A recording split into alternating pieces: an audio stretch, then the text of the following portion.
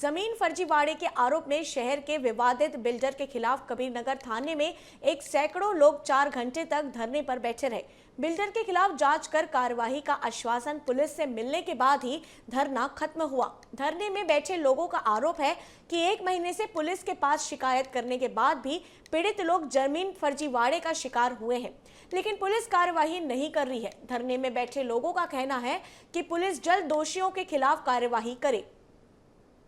प्रशासन मुर्दाबाद मुर्दाबाद मुर्दाबाद, पुलिस प्रशासन मुर्दाबाद मुर्दाबाद मुर्दाबाद।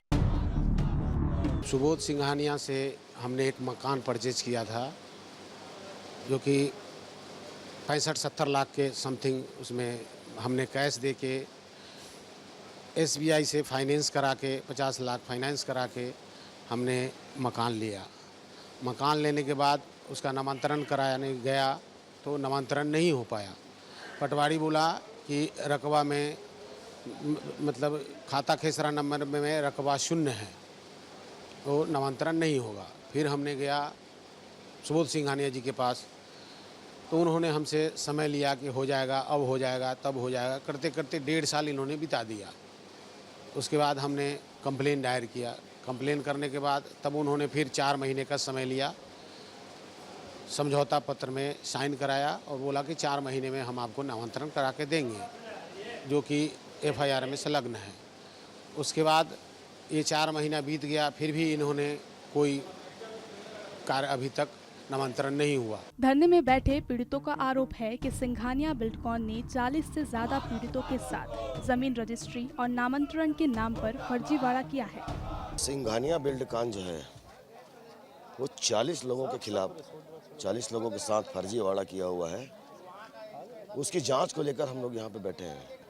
तो हम लोग पीड़ित पक्षों की मांग को लेकर, जो 40 ऐसे पीड़ित लोग हैं जिनके साथ न्याय हो जाए, इन सब मांगों को लेकर हम थाने पर बैठे हैं। विवादित बिल्डर सुबोध सिंघानिया के ऊपर पहले भी सरकारी जमीन में अवैध कब्जा करने के कई आरोप लगे हैं।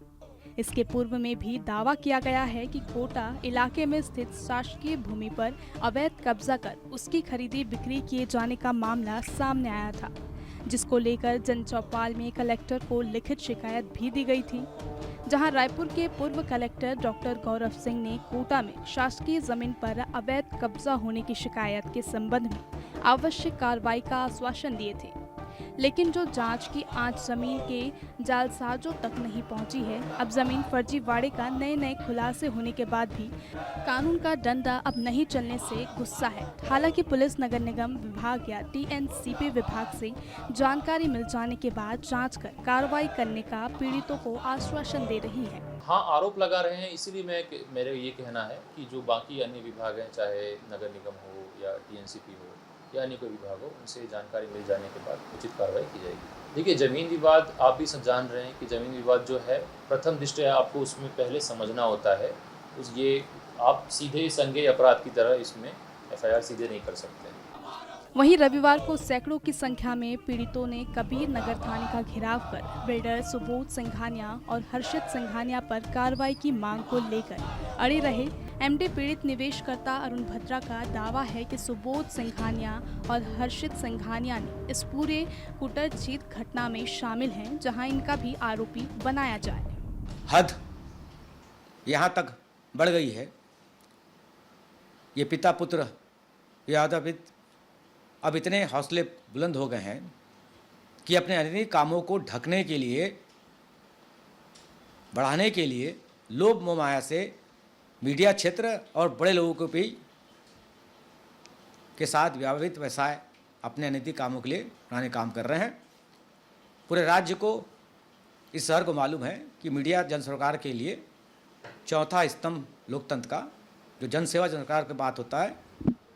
हमारे खुद के जनदारा मीडिया हाउस, जो लोकप्रिय और शासकीय विज्ञापन का प्राप्त 4-5 राज्यों के बाद कई राज्यों में बढ़ने की लोकप्रियता को देखते हुए, एक मीडिया का अपने अनैतिक कामों को छुपाने के लिए, आड़ लेने के लिए, शासन प्रशासन पर मीडिया का दबाव बनाने के लिए, ये पिता पुत्र जनदारा मीडिया हाउस के ACN न्यूज़ को अनैतिक रूप से, गैर कानूनी रूप से सुभाष मिश्रा, जो स्वयं मीडिया लाइन के व्यक्ति है, इनके साजिश के साथ मिलकर ये हमारे जनधारा मीडिया हाउस के एशियन न्यूज़ को अनैतिक गैर कानूनी लेकर अपनी कंपनी राधिका मल्टीमीडिया में प्रसारण प्राप्त कर दिए।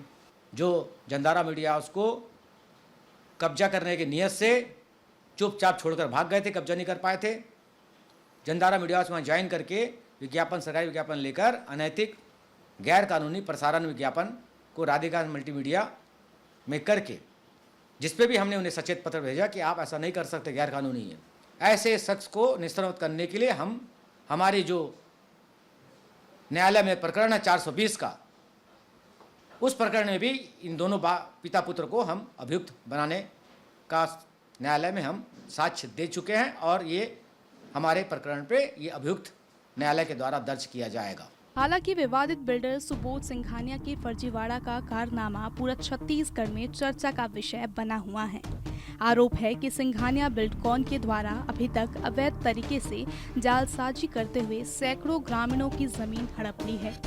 देखना यह होगा कि विवादित बिल्डर पर कानून का डंडा कब तक में चलेगा।